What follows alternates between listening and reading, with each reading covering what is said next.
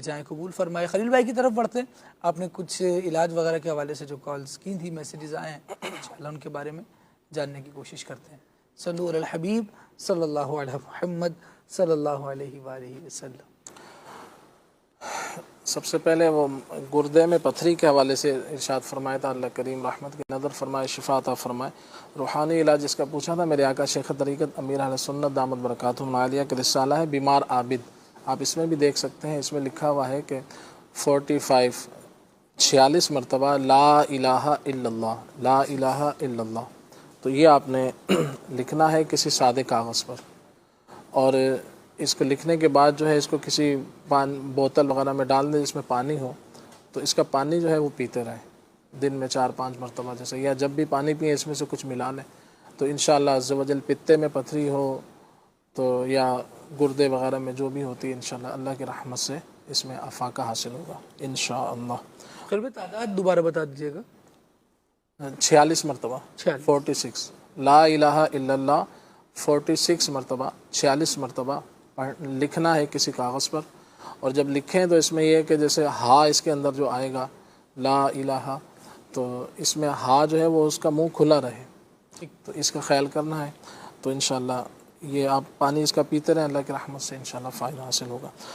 Sir में जुएँ हैं इसके हवाले से पूछा, तो इसका आसान सा इलाज ये है कि एक तो सफाई सुथराई रखी जाए, क्योंकि बच्चे जो है वो स्कूलों मदारिस में या स्कूल में या जहाँ भी ऐसे कुछ बच्चे आपस में मिलते हैं, तो जब भी ऐसा होता है और सफाई ना, बहुत सारे लोगों को ख़ुद का नहाने का ज़हन नहीं होता तो बच्चों को क्या देंगे, तो ये भी एक होता है। तो ख़ुद भी सफाई सुथराई रखें, तो यूँ जब खुद अपनी सफाई रखेंगे तो बच्चों को भी एक जहन बनेगा, तो ये भी एक वजह होती है। तो ये सफाई सुथराई भी रखें, और साथ में ये भी है कि जैसे नीम का जो पत्ते होते हैं इसको पानी में उबाल लिया जाए, तो इसके पानी से सर धोया जाए, तो इससे भी सर की सफाई होती है। मज़ीद ये कि इसके लिए ऑयल बनाना चाहें तो ये है कि 100 ग्राम आप कोकोनट नारियल का ऑयल ले लें, सर की जुओं के हवाले से 100 ग्राम कोकोनट ऑयल ले लें, और इसमें 50 ग्राम नीम का तेल मिला लें, नीम का तेल।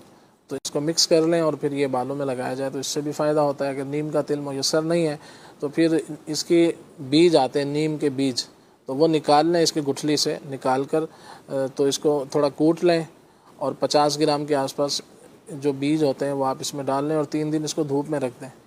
इसके फिर ये इंशाल्लाह अच्छा सा ऑयल तैयार हो जाएगा, तो ये भी इस हवाले से इंशाल्लाह मुफीद रहेगा। कान के हवाले से पूछा, कान में पीप वगैरह आती है, दर्द वगैरह के मामला है, तो इसमें यह है कि इसके लिए बाकायदा किसी अच्छे जो भी इसके डॉक्टर होते हैं उसको दिखाया जाए। तो ये नाजुक मामला होता है, अंदर क्या मामला है, किस वजह से आ रही है। तो एक जनरली इलाज में अर्ज़ कर देता हूँ, अपने तबीब के मशवरे से आप ये कर सकते हैं। वो ये है कि मक्खन आप ले लें, तकरीबन 100 ग्राम 100 ग्राम मक्खन ले लीजिए। तो गाय का हो तो बहुत अच्छा है, वरना दीगर मक्खन भी चलेगा। मक्खन वो जो असली मक्खन होता है, घरों में दूध वगैरह से निकालते हैं सही, तो वो 100 ग्राम मक्खन लेके इसको गर्म कर लें। इसके अंदर जो है जब गर्म कर रहे हो तो इस टाइम इसमें 12 ग्राम हल्दी भी डालते हैं, पिसी हुई हल्दी, लेकिन असली हल्दी हो आप लेके ख़ुद उसको पीस लें। बाज़ार से पीसी हुई लेंगे तो इसमें ख़दशा है कि नकली ना हो, या कुछ नकली हो कुछ असली हो, तो उसमें इतना अफाका नहीं होगा, हो सकता है कोई नुकसान ही हो, अल्लाह ना करे नुकसान हो जाए।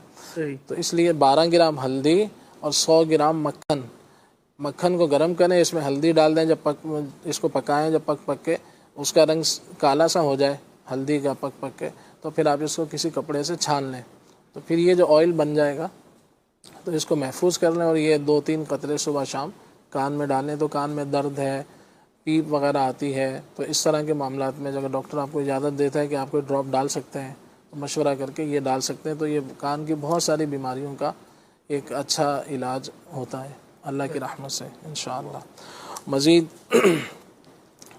गर्मी में नज़ला हो जाए, गर्मी में हो सर्दी में हो, इसका इलाज करवाना चाहिए। तो बहरहाल ये है कि सर्दी में भी नज़ला हो सकता है, गर्मी में भी हो सकता है।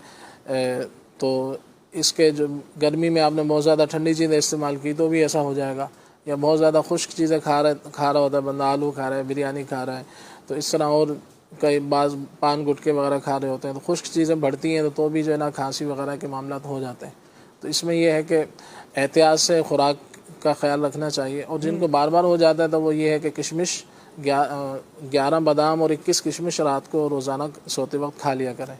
तो इंशाअल्लाह अल्लाह ने चाहा तो दायमी नज़ला जिनको रहता है तो उनको अफाका करेगा, गर्मी हो सर्दी हो तो ये ले सकते हैं। वरना थोड़ा सा जो है वो 6 ग्राम मुलेठी और इसमें 2-3 ग्राम हल्दी डाल के इसका कहवा बना के आप पी लें, 1 कप पानी में पका लें, तो इंशाअल्लाह इससे भी नज़ले में फ़ायदा होता है। बाल झड़ने के हवाले से पूछा, तो बाल झड़ने के लिए आप अगर कोई ऑयल बनाना चाहते हैं तो मेहंदी पाउडर, जो पिसी हुई मेहंदी होती है, ये आप ले लें 10 ग्राम, और 10 ग्राम इसके अंदर कमीला पाउडर एक आता है वो शामिल कर लें, और 10 ग्राम नीम का तेल। ये तीनों चीज़ें 10-10 ग्राम, कमीला पाउडर, नीम का तेल और मेहंदी पाउडर। और फिर इसके अंदर 50-50 ग्राम कोकोनट ऑयल और तिल का ऑयल, तो ये दोनों चीज़ें 50-50 ग्राम इसमें मिला लें और ये इसको मिक्स करके रख लें, तो बालों में लगाएंगे तो इंशाअल्लाह फ़ायदा हासिल होगा। दीगर चीज़ें ना मिलें तो तिल का और खोपरे का ऑयल भी अगर आप मिक्स करके हम वज़न लगा लेंगे तो इंशाअल्लाह फ़ायदा हासिल होगा। और आखिर में लौकी का शरबत के हवाले से पूछा था और सत्तू के हवाले से। सत्तू का तो यही है कि एक आम सी चीज़ है माशाअल्लाह, ये सत्तू बहुत ही प्यारी, यानी कि इसकी खुसूसियात हैं और ये सुन्नत भी है सत्तू, ये जौ, तो इसी से ही सत्तू बनता है। तो इसको भून लिया जाता है, जौ को भून लिया जाता है और फिर इसको भूनने के बाद इसको पीस लेते हैं, तो इससे जो है वो सत्तू आप बना के इस्तेमाल कर सकते हैं।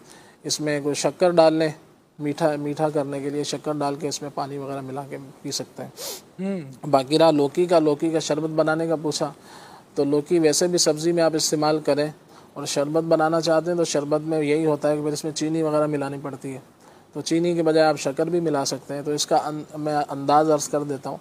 अगर आपने बनाना है, जैसे 1 किलो आपने लौकी शरीफ ली, इसको अच्छी तरह से जैसे आपने धोने के बाद इसको छोटा छोटा काट लें या कूट लें, फिर इसको आप डाल दें तकरीबन 3 किलो पानी में, 3 लीटर पानी में इसको आप 1 किलो लौकी को 3 लीटर पानी के अंदर डाल के इसको अच्छी तरह से पकने दें। पकने के बाद जब ये तकरीबन आधा पानी रह जाए, 1.5 लीटर रह जाए, तो इसको उतार के छान लें। सही। और छान लिया तो उसका असर तकरीबन इसमें आ जाएगा। छानने के बाद फिर इसके अंदर आप डालेंगे तकरीबन जो है वो 2 किलो के आसपास चीनी, 1.5 किलो पानी में 2 किलो के आसपास चीनी डाल के इसको फिर आप पकाएं।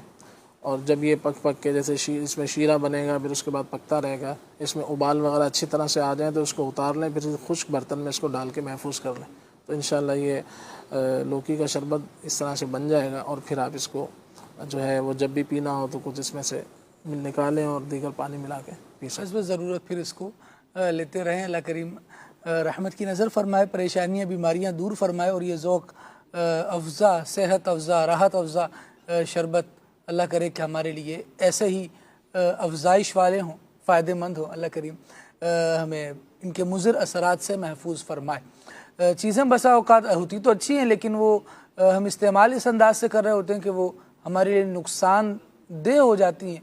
ओवर ईटिंग नुकसानदेह है, इसी तरह ओवर फीडिंग भी नुकसानदेह होती है। अल्लाह करीम हमें चीज़ों को एक एहतिदाल के साथ रहकर इस्तेमाल करने की तौफ़ीक़ अता फ़रमाए। सिलसिले के इख्तितामी